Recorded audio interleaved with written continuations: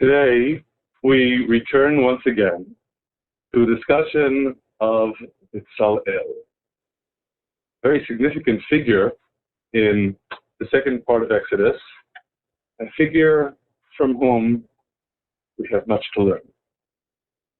Inevitably, a critically important message for us to always bear in mind as the foundation of our study is an idea that we have noted on many previous occasions, and that is, even when the Bible teaches us history, it's not coming to teach us history.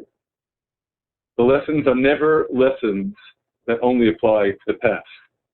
Most critically, they're lessons for us, for our present and our future.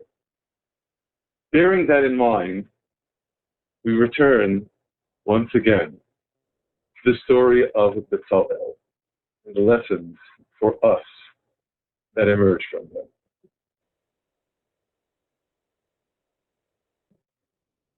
In Exodus chapter 35, at the end of the chapter, we read factually a repetition of the charge of Bezalel.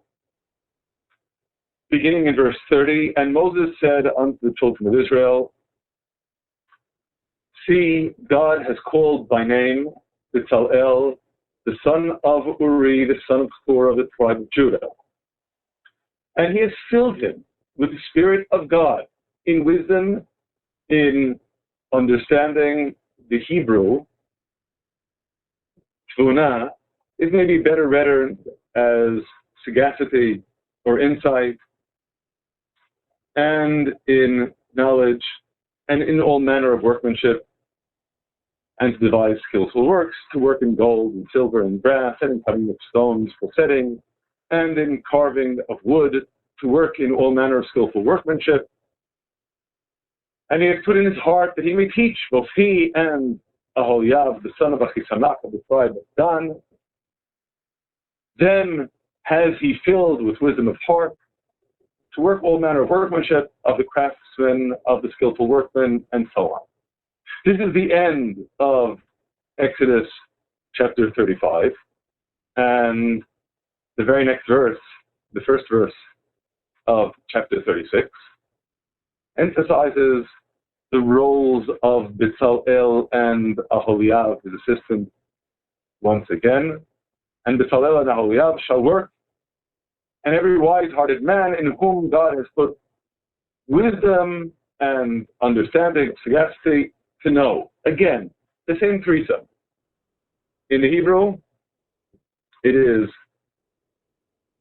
Tvuna, as what we're rendering as understanding or sagacity. The other attributes, wisdom, chokhmah, and ladat, dat, knowledge, to know.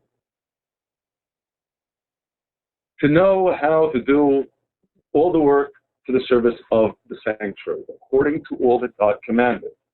And Moses called Bezalel and Aholiab and every wise-hearted man in whose heart God has put wisdom, even every one whose heart stirred him up to come unto the work to do. So here we have the charge of Bezalel and Aholiab and every wise-hearted man. And indeed what follows is they get to work, as we'll see shortly. It is, I reiterate, important for us to note these attributes that are ascribed to every wise-hearted man at the beginning of Exodus chapter 36, the attributes that are specifically stressed with respect to Bezalel. Back here in chapter 35, verse 31, filled him with the Spirit of God in wisdom, in understanding or sagacity, and in knowledge. Again, in the Hebrew, the chokhmah, bitvuna, uvedat. Chapter 35 is not the first place where we encounter those terms with respect to Bezalel. Indeed, when Bezalel is first introduced in Exodus chapter 31, we encounter the self-same description, the self-same charge. At the beginning of chapter 31, when God says to Moses, beginning here in verse 2, "See, I have called by name Bezalel, the son of Uri, the son of Hur of the tribe of Judah, and I have filled him." Again, same words. "With the Spirit of God, in wisdom and in understanding, sagacity, and in knowledge, in all manner of workmanship." Once again, in the Hebrew. Chokhmah, Tunah, and Da'at. To do all the things that need to be done. Continuing in verse 6, "And I, behold, have appointed with him Aholiab, the son of Achisamach of the tribe of Dan, and in the hearts of all that are wise-hearted I have put wisdom, that they may make all that I have commanded you." Now, besides that initial charge, what is of particular significance in chapter 31 is we get a list of all the projects to which Bezalel and Aholiab and their crew need to apply themselves. And here's the list. Beginning in verse 7, the tent of meeting, and the ark of testimony, and the ark cover that is thereupon, and all the furniture of the tent. Verse 8, and the table and its vessels, and the pure candlestick, the menorah, with all its vessels, and the altar of incense. Verse 9, and the altar of burnt offering with all its vessels, and the laver and its base. Now, we should note that the order is by no means an incidental one here. And broadly speaking, we can't help but note that the order here makes a lot of sense. That is, the first item on the list is the tent of meeting. You need, after all, a structure, someplace where you're going to put all the furnishings. So that's the first thing here. Following that is the core vessel placed in the Holy of Holies, the Ark of the Testimony, and the Ark cover. Following that, the other vessels that go inside the tabernacle itself, the table and its vessels, the pure candlestick with all its vessels, and the altar of incense. Following them are the vessels that go not inside the tabernacle, but rather in front of the tabernacle, outside. The altar of burnt offering with all its vessels, and the laver and its base. Well, the fact is that despite our not having seen that in the previous excerpt in chapter 35 and chapter 36, the list also appears in chapter 35, just not at the end of the chapter where we are reintroduced to Bezalel. Rather, in chapter 35, at the beginning of the chapter, we encounter the self-same list with some additional details. In chapter 35, beginning with verse 11, the list of everything that needs to be done is the tabernacle, its tent and its coverings, its clasps and its planks, its bars, its pillars and its sockets. Again, this is the structure. The structure with, again, a lot more specificity and detail than in the relatively terse list in chapter 31. Then, in verse 12, the ark and the staves thereof, the ark cover and the veil of the screen, that is, the partition in front of the Holy of Holies inside the tabernacle. Then, in the following three verses, with somewhat greater detail, the other three vessels that go inside the tabernacle. Verse 13, the table and its staves and all its vessels and the showbread. Verse 14, the candlestick also for the light and its vessels and its lamps and the oil for the light. Verse 15, and the altar of incense and its staves. Now verse 15 ends with mention of the screen that is at the entrance of the tabernacle, because after all, it completes the description of everything that's on the inside. And then again, verse 16, the altar of burnt offering with its grating of brass, its staves and all its vessels, the laver and its base, which completes the list of projects, again, in somewhat greater detail, but of course, you'll note, in essentially the self-same order. Begin with the structure, then the ark and the ark cover, the core vessel in the Holy of Holies, then the other vessels that are inside the tabernacle, and then the vessels that are outside the tabernacle. The reason that we're stressing this order with such specificity is because, again, on the one hand, it does make quite a lot of sense to speak of the projects in this sequence, but simultaneously, while this is a list of projects in chapter 31 and again in chapter 35, it is tantalizingly definitely not the order in which these projects are introduced. Back in Exodus chapter 25 and on, when God speaks to Moses and Moses conveys to us the list of projects, it doesn't start with what might seem to us the intuitively obvious beginning, which is having a tent, a building, a structure of some sort in which to put the furniture. How does it begin? It begins in Exodus chapter 25, verse 10, with the ark. Not the structure, but that most central of vessels.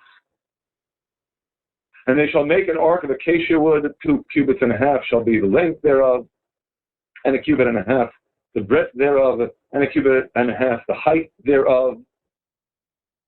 There's an emphasis, of course, that in the ark goes the testimony that I will give you. The testimony, of course, referring to the stone tablets upon which God inscribed the 10 Commandments.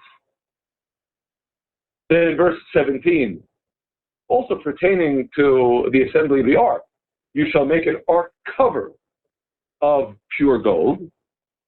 We then read its dimensions. And verse 18, you shall make 2 cherubim of gold, of beaten work, on the ark cover. And then, of course, in verse 21, you put the ark cover upon the ark. Significantly, the Torah repeats here God's words, and in the ark you shall put the testimony that I shall give you. Again, the tablets inscribed by him with the 10 Commandments. So that's the first project on the list that is conveyed here through Moses in Exodus chapter 25. The second, you shall make a table of acacia wood. Again, the dimensions 2 cubits shall be the length thereof, and 1 cubit the breadth thereof, and 1 cubit and a half the height thereof. And we read all the details that pertain to the table, culminating in the setting upon the table of the showbread before God always. Then, in verse 31, we encounter the next vessel that goes inside the sanctuary. And you shall make a candlestick of pure gold, of beaten work shall the candlestick be made, even its base and its shaft, cups, knobs, and its flowers shall be of one piece with it. The description then of the second of the 3 vessels that are outside of the Holy of Holies, but inside the tabernacle. You may, of course, have noticed that the third vessel that's inside the tabernacle and outside of the Holy of Holies, the incense altar, isn't on the list here. We'll get to it a little bit later in this version of the list. But it's specifically after chapter 25 describes these vessels. Recall, the ark and the ark cover, the table, and the candlestick, the menorah.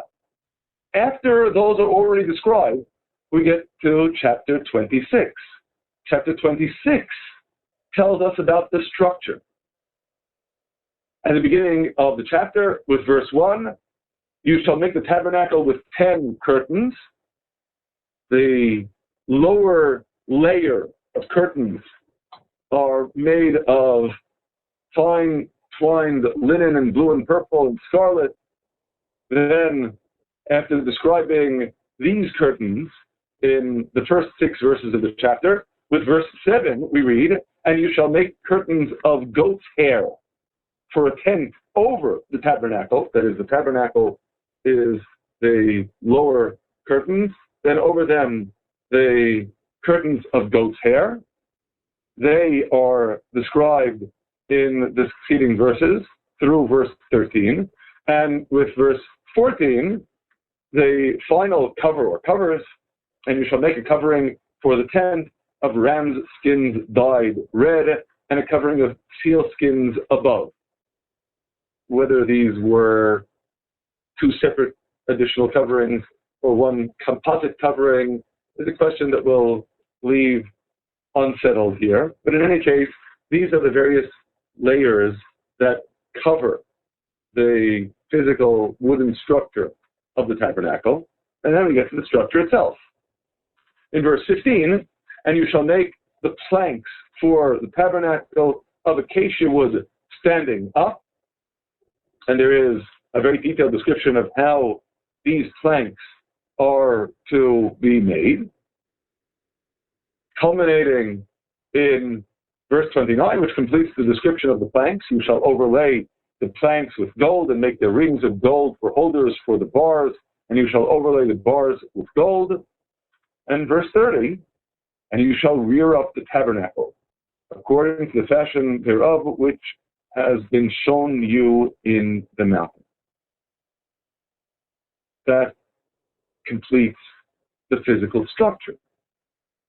There are 2 additional aspects that I suppose could be described as part of the physical structure, and they then are introduced in the final verses of chapter 26.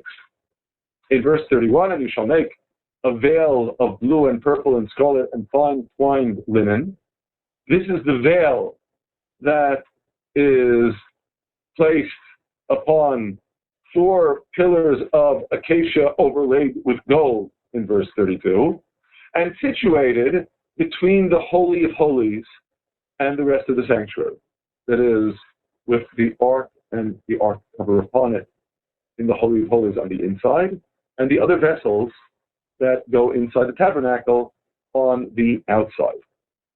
And then in verses 36 and 37, we read of the final component of the structure, and that is, you shall make a screen for the door of the tent of blue and purple and scarlet and fine twined linen, the work of weavers in colors, and you shall make for the screen 5 pillars of acacia and overlay them with gold. The hooks shall be of gold, and you shall cast 5 sockets of brass for them. This is the entrance of the tabernacle. We're still not finished because so far we've only been speaking of what goes inside the tabernacle, or what is the tabernacle itself. In chapter 27, we read of the altar that goes outside of the tabernacle. You shall make the altar of acacia wood 5 cubits long and 5 cubits broad. The altar shall be 4 square, and the height thereof shall be 3 cubits. And what indeed follows in the ensuing verses through verse 8 is a description of the altar, culminating in hollow with boards. You shall make it as it has been shown you in the mount, so shall they make it. Description of the altar. Of course, inevitably, we can't help but note that there are 2 components that are not presented at all in Exodus chapters 25, 26, and 27. And they both appear in Exodus chapter 30, at the beginning of the chapter, and you shall make an altar to burn incense upon, acacia wood shall you make it. And in verse 18, unrelated in context to any of the other vessels, you shall also make a laver of brass, and the base thereof of brass, whereat to wash. And shall put it between the tent of meeting and the altar, and you shall put water therein. In the interest of full disclosure, I must concede that the anomalous placement of the commandment concerning the altar of incense and the commandment concerning the laver in chapter 30 really warrant a separate and distinct discussion, and we're not going to be discussing that today. But what we do need to consider is the glaring difference in order between what we saw in the lists in Exodus chapter 31 and chapter 35 on the one hand, and what we see in the initial command concerning the tabernacle and its vessels in chapters 25, 26, and 27. Now, of course, you will undoubtedly note that I could have presented chapters 25, 26, and 27 first, and then I would be telling you that chapters 31 and 35 are anomalous with respect to the original command, instead of presenting it this way, that we have lists in chapter 31 and 35, and the original command is anomalous with respect to the lists. But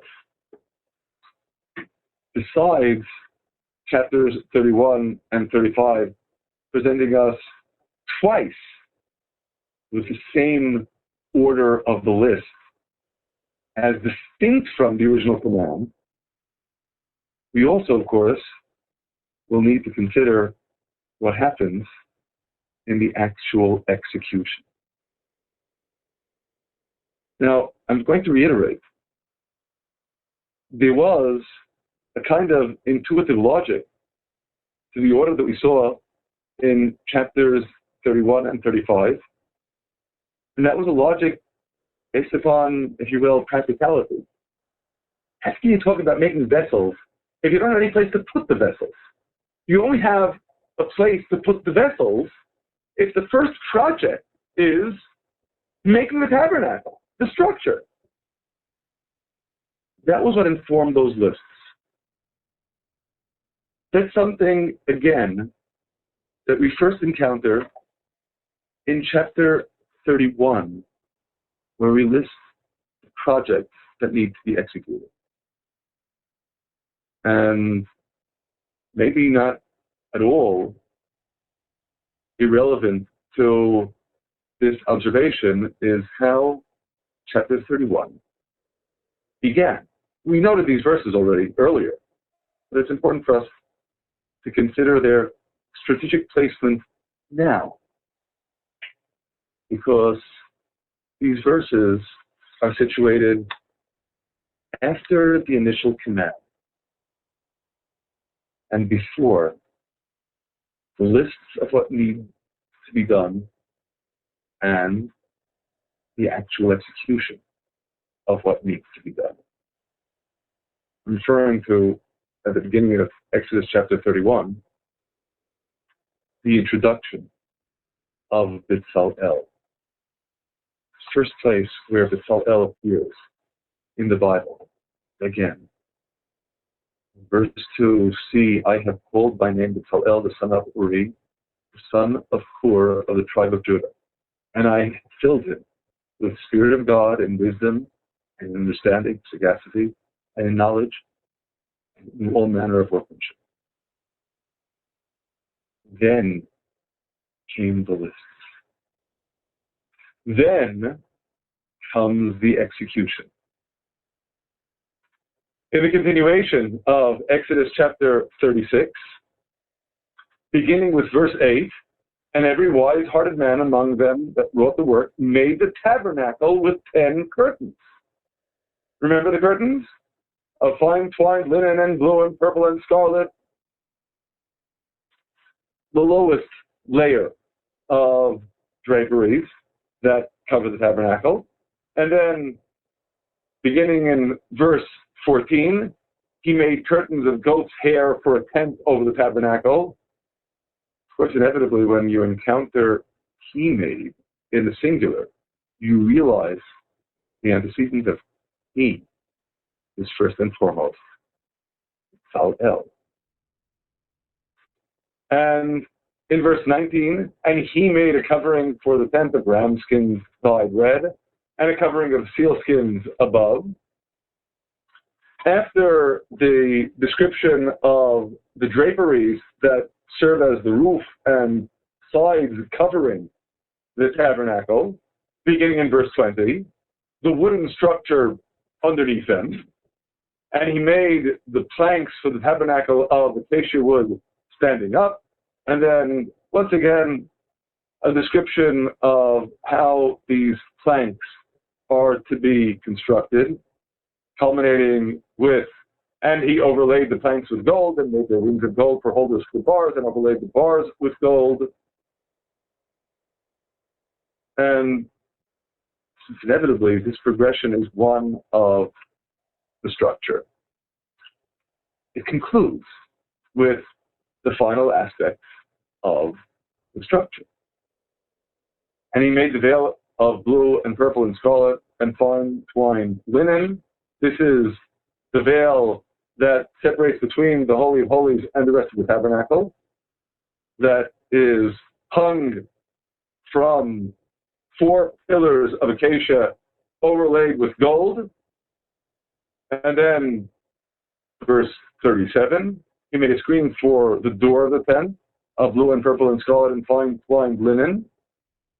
This is the entrance in the front of the tabernacle, hung from 5 pillars that are overlaid, their capitals and fillets with gold. So this completes the description of the structure. I have to admit, there's something that is practically relentlessly driven home to us in the whole description in Exodus chapters 36, 37, and 38, the description of the vessels, the description of the construction projects. The very words themselves are practically verbatim reiterations of everything that we saw back in Exodus chapters 25, 26, and 27. The initial commands. There it was, they shall make, here it is, and they, or he, made. But the exact same description of what is in fact made. The only difference is, and this is a glaring difference, the order. Because here, as we saw it in the lists of the project after Bezalel was introduced, that's critical. In chapter 31 and 35, the order beginning with the physical structure. The order being practical. You need a place to put the furnishings. That's how everything starts out. That is Exodus chapter 36. It is specifically in chapter 37 that we get to the vessels. And the order of the vessels in chapter 37 is, one can't help but note, exactly the same order as we encountered in chapter 31 and chapter 35. And Bezalel made the ark of acacia wood. In verse 6, and he made an ark cover of pure gold. In verse 7, and he made 2 cherubim of gold. This then describes the construction of the ark and the ark cover. Beginning in verse 10, and he made the table of acacia wood, with its dimensions and all various details that pertain to the table. In verse 17, and he made the candlestick, the menorah, of pure gold, with everything that pertains to that. In verse 25, And he made the altar of incense of acacia wood, giving its dimensions and the details that pertain to it. Note, the same order of vessels that we encountered in the lists in Exodus chapter 31 and chapter 35, indeed, is actually the same order that we saw in the original command, except for the obvious differences that the ark in Exodus chapter 25 was the very first thing that was mentioned before there was a structure at all. And of course, while the order of the other vessels that go inside the tabernacle was also the same there, that is table, candlestick, incense altar. Incense altar, as we noted, was relegated to chapter 30 for reasons that we're not going to discuss right now. Beyond the perfectly sensible order of the vessels that go inside the tabernacle, Exodus chapter 38 gives us the vessels that go outside the tabernacle. Again, perfectly sensible order. And he made the altar of burnt offering of acacia wood. And then we read a description of the altar through verse 7 and in verse 8. And he made the laver of brass and the base thereof of brass, describing the other vessel that goes outside of the tabernacle itself. So again, I'm going to repeat the warning that I stated at the outset. Sometimes people have a feeling that we're being excessively picayune in harping on details.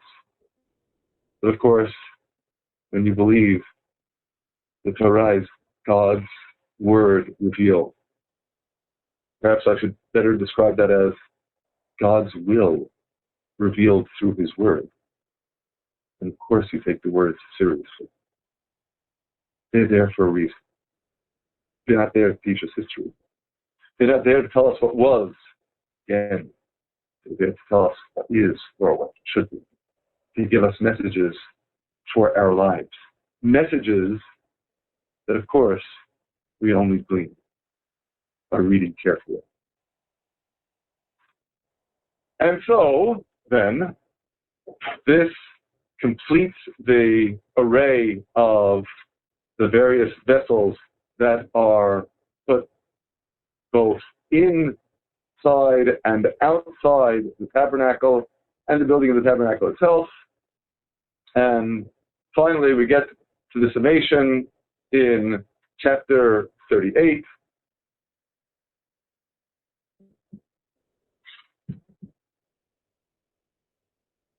We should note that in these verses, in chapter 38, we encounter the last reference to Bezalel in the Torah, in the 5 books of Moses.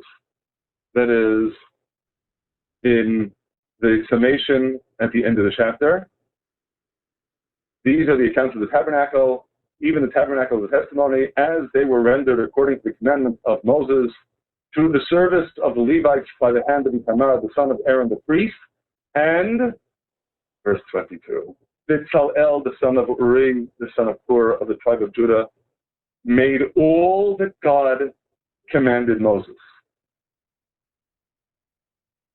Of course, the following verse, we also read of the attribution to Aholiab and the others who were involved in the project. But I feel compelled to harp on a nuance in verse 22, one that in our tradition is highlighted, and that is, Bezalel made all that God commanded Moses. It doesn't say that he made all that Moses had commanded him. But on some plane, in some sense,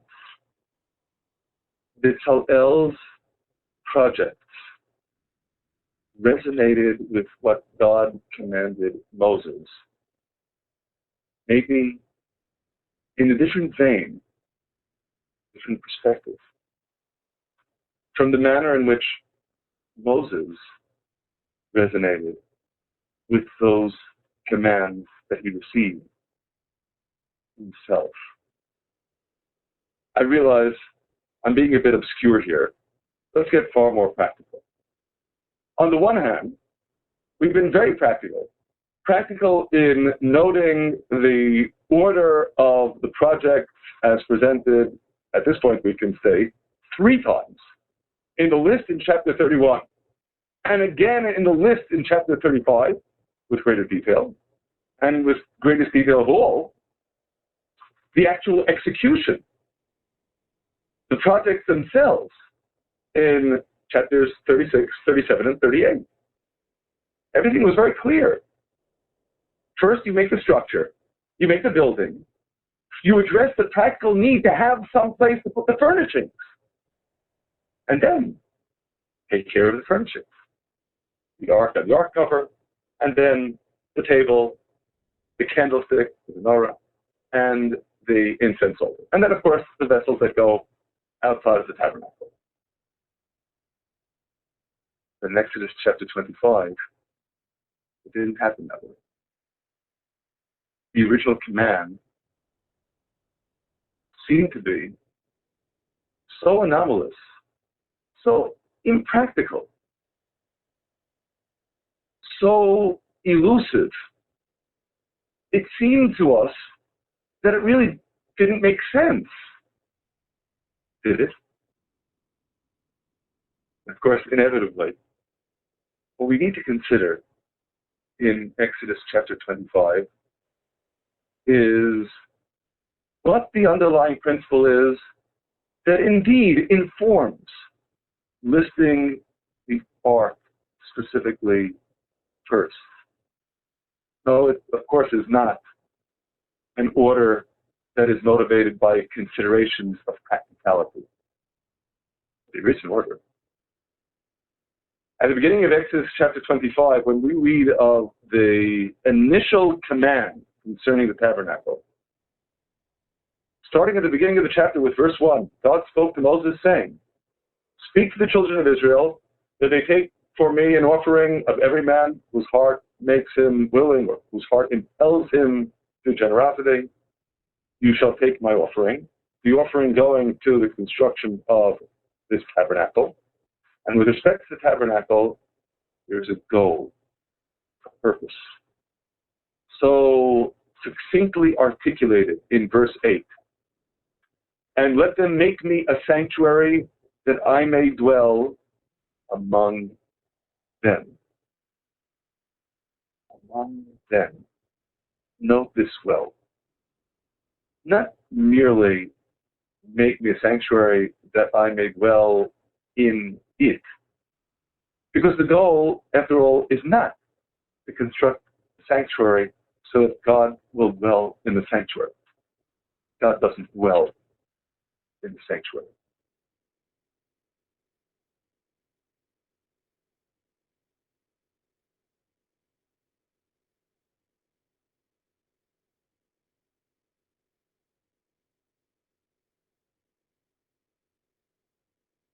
The heavens and heavens cannot contain you.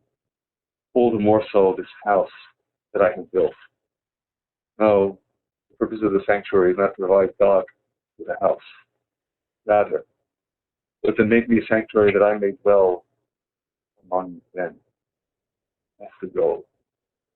Well, if we ask ourselves, how is this goal to be achieved? Is the goal achieved by simply the physical structure of the tabernacle? Again, God doesn't need a house. The physical structure is not what epitomizes the advancement of this goal. The purpose is much more aptly described first by, in verse 10, and they shall make an ark of acacia wood. Why is that ark so important? We reiterate what these verses here explicitly reiterate. In verse 16, and you shall put into the ark the testimony that I shall give you. And after the description of the ark cover in verses 17 and on, in verse 21, and you shall put the ark cover upon the ark, and in the ark, and you shall put the testimony that I shall give you. Testimony. The stone tablets upon which God inscribed the Ten Commandments. God's word, God's teaching. What basis is there for the fulfillment of that charge to make a sanctuary for God so that God dwells among us? Any more aptly than God's word revealed, God's will revealed through his word, his teachings, the Torah. So that, of course, is one critical aspect for us inevitably to bear in mind. As we discussed some time ago, when we spoke of the whole purpose of the physical temple as a kind of perpetuation in miniature of Mount Sinai and God's revelation upon it, critical aspect of God continuing to dwell among us is the perpetuation of that legacy of Sinai, epitomized by the tablets of stone with the divine script, Ten Commandments. No, we don't have that today, tragically. But it's important for us to appreciate that to whatever extent we legitimately strive to have God's presence abide among us, it is necessarily a reflection of our ongoing commitment to those words, his will, the perpetuation of God's revelation at Sinai in our midst. And there's an additional dimension. And that additional dimension perhaps is even more striking and more directly relevant to the mission of Moses in the world. Exodus chapter 25, verse 22. After the description of the ark cover being placed upon the ark. And there I will meet with you, and I will speak with you from above the ark cover, from between the two cherubim which are upon the ark of the testimony, of all things that I give you in commandment unto the people of Israel. Well, this is also, inevitably, a critical part of the perpetuation of Mount Sinai. The ark and the ark cover aren't merely two vessels, one composite vessel, depending upon how you view it, in the Holy of Holies.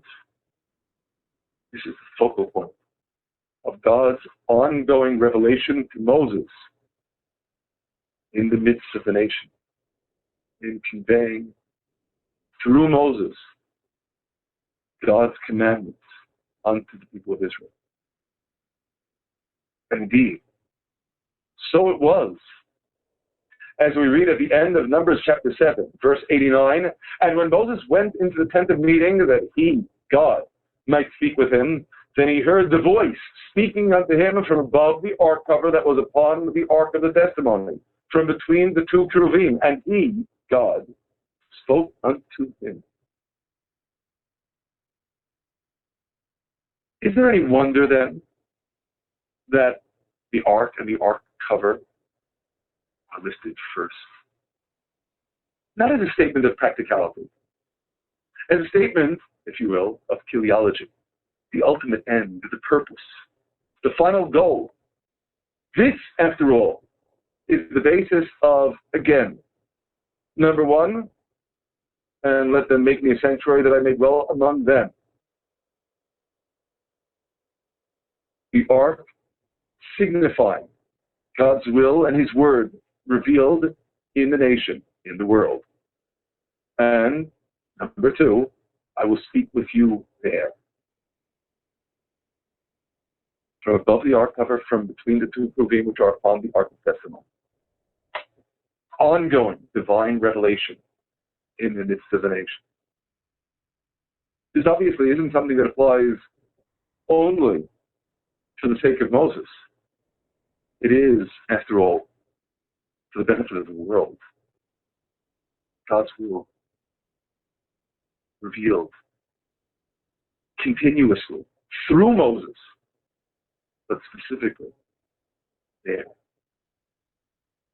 Beginning the commands that pertain to the construction of the tabernacle with the ark doesn't do much for practicality, does it? And practically speaking, that isn't the way things were done.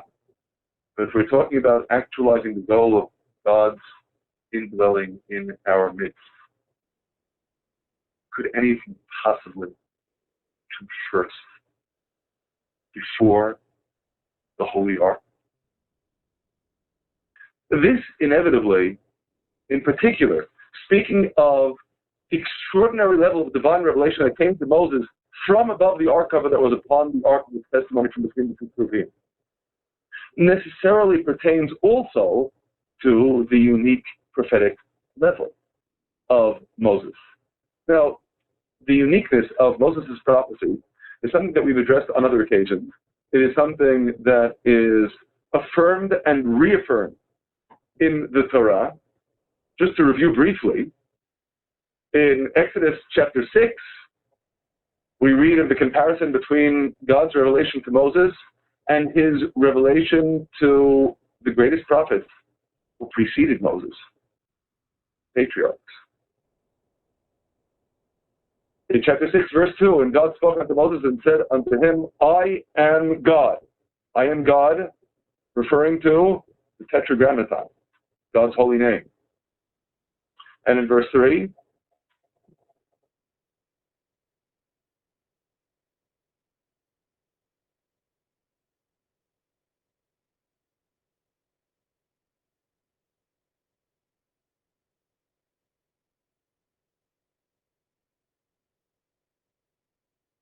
known to them, not to them, but to you, yes.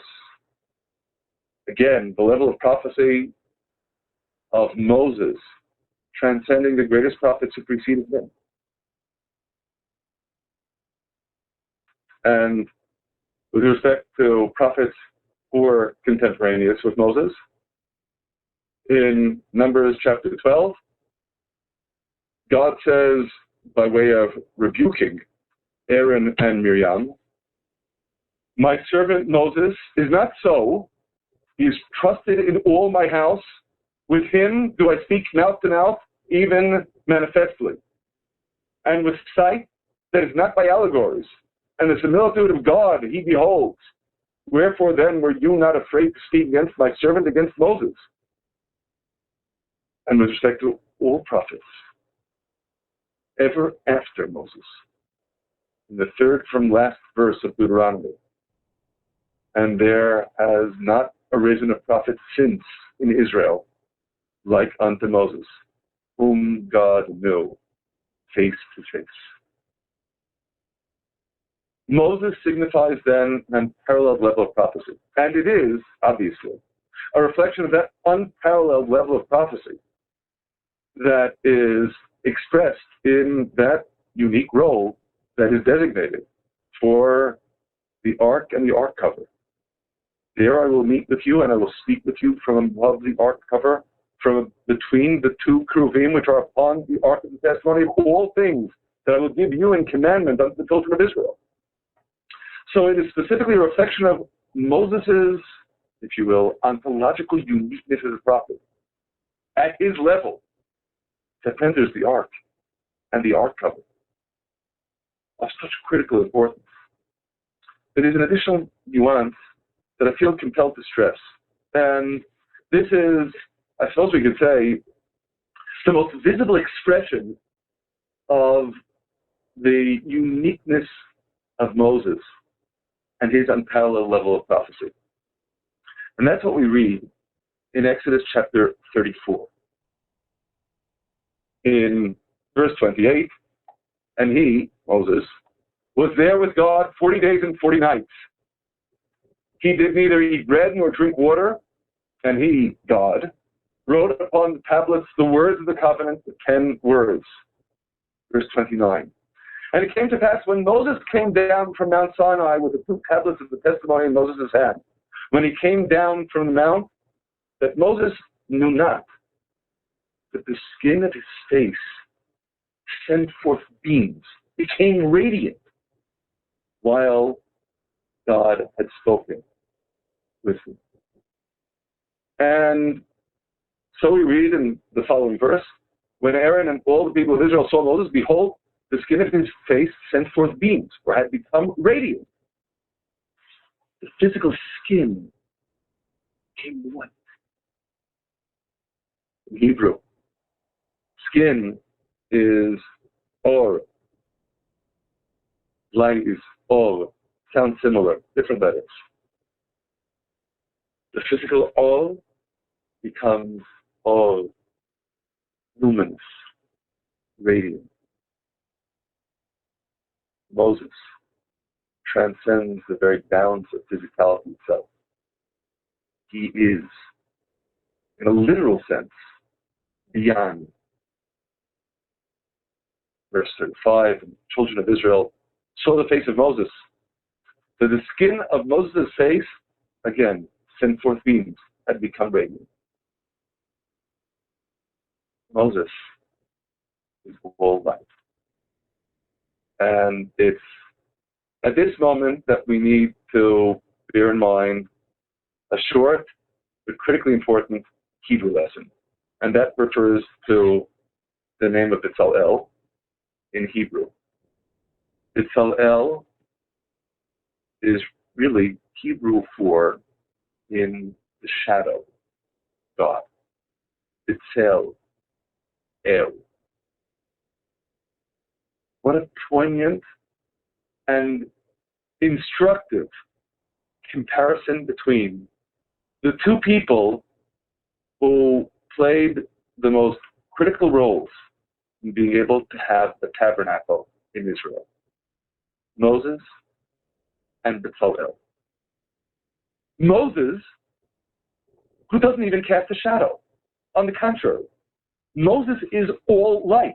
He's a source of divine illumination in the world. Once God spoke with him at Sinai. And Bezalel, ironically, described as the one who is standing in the shadow of God. What does that mean? In the shadow of God here. I think at this point we can glean a sense of what that tells us of Bezalel's unique role and unique mission in taking an idealized temple as conveyed to him by Moses and translating it into a real one. Moses, at his level, all light, doesn't relate to questions of practicality. For him, practicality is peripheral or even insignificant. For Moses, practical issues like where do you put the furniture are not of paramount importance. What is of paramount importance is, of course, the ark. The ark and the ark cover. They are preeminent. They are the basis of the cohesion with God that the tabernacle is intended to establish. That I shall dwell among them. So for Moses, it would be inconceivable, really, to present anything at all in the whole construction project before presenting core, the Holy Ark. That must be first. But Bezalel doesn't see things that way. Bezalel sees things from the shadows. The physical world, of course, has to be real in order to cast a shadow. It's not simply transparent. It has substance. And that substance needs to be addressed. Well, the truth is that substance really does need to be addressed. When you live in a physical world, if you don't translate the sublime abstractions of spirituality into something tangible, the physical means of expressing the ideals, you fail. Truth be told, Moses, by himself, could not have produced a physical sanctuary. A sublime, ethereal one? Certainly. You need a Bezalel to make a physical sanctuary. Someone who is in the shadow and sees things from the perspective of the shadows. And we can't help but emphasize here those attributes that we noted at the outset. And with this, we conclude. Chokhmah, Tfuna, Da'at. I have filled him with the Spirit of God in wisdom and in understanding, sagacity, and in knowledge, and in all manner of workmanship. Significant to note that these attributes, wisdom, understanding, sagacity, knowledge, chokhmah, tfuna, and da'at, are implicated in the description of creation itself. In Psalm 104, verse 24, how manifold are your works, O Lord, in wisdom. Chokhmah. You made them all. And in Psalm 136, verse 5, to him that by understanding, sagacity, tefuna, made the heavens. Well, wisdom and understanding, sagacity, chokhmah, and tefuna. In Jeremiah, twice, we find both of them implicated in the same verse. In Jeremiah chapter 10, verse 12, and identically in Jeremiah chapter 51, verse 15, he who made the earth by his power and has established the world by his wisdom and has stretched out the heavens by his understanding or sagacity. I can't help but note here that the differences in the translation in English have no basis in the Hebrew. The Hebrew verses are identical. Both wisdom and the understanding, sagacity, the chokhmah and the tefuna. And then, of course, in Proverbs chapter 3, verses 19 and 20, we find all three. The chokhmah, the tefuna, and the da'at. God, by wisdom, founded the earth. By understanding, sagacity, he established the heavens. By his knowledge, the depths were cleaved and the skies dropped down their dew. Why am I emphasizing this? This is what God does. Yes, this is what God does. And we, of course, obviously not God. And yet, on some plane, we are summoned to emulate God, to go in his footsteps. Because what, after all, is the essence of the creation of the physical world? Isn't it taking ethereal abstractions and concretizing them as something physical, actual, the world? Well, that's what God does. He summons us to be his junior partners in doing that as well on our level. In Proverbs chapter 2, verse 6, God gives wisdom, out of his mouth comes knowledge and understanding, sagacity in the Hebrew. The same list. Chokhmah, Da'at, and Tfuna. And likewise, in verses 10 and 11 of the same chapter, or chapter 2, for wisdom shall enter into your heart, and knowledge shall be pleasant unto your soul. Discretion, thought, purpose shall watch over you. Understanding, sagacity, will guard you. Once again, in the Hebrew, Chokhmah, Da'at, Tfuna. Not enough for them to exist in the realm of the divine. They need to exist in your realm as well. It should come as no surprise to us that just as these were the attributes bestowed upon Bezalel, who really is charged to serve as God's junior partner in actualizing the ethereal abstractions in a real physical sanctuary, so too with the self-same words, Hiram of Tyre is granted the same gifts in building the holy temple of King Solomon. In the first book of Kings, chapter 7, verses 13 and 14. And King Solomon sent and fetched Hiram out of Tyre,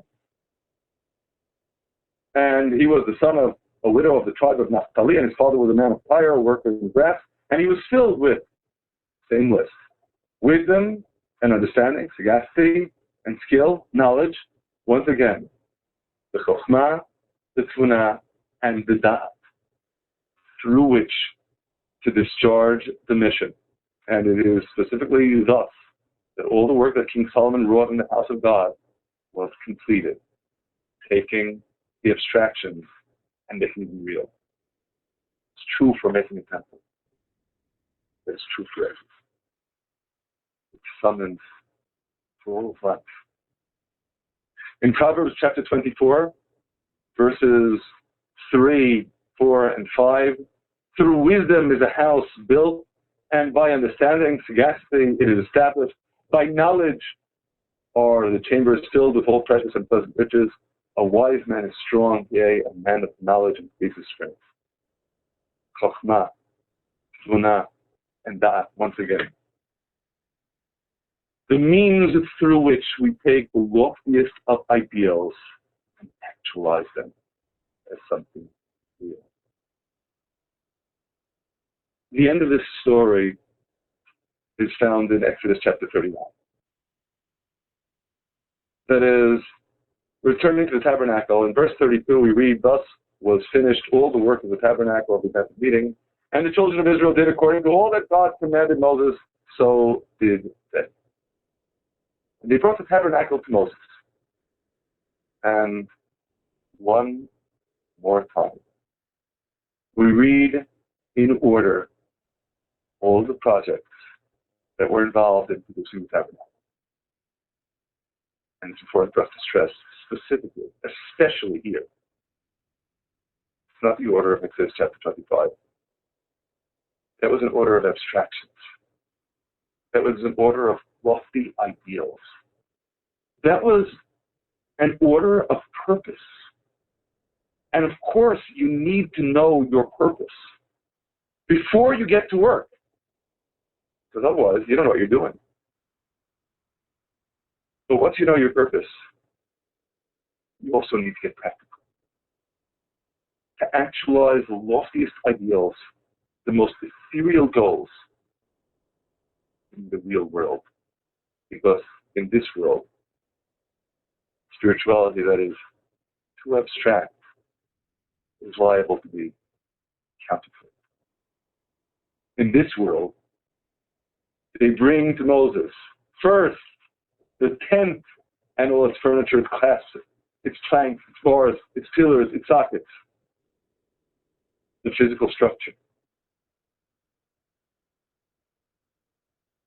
And the covering of ram's skins dyed red, and the covering of seal skins, and the veil of the screen, everything that pertains to the structure.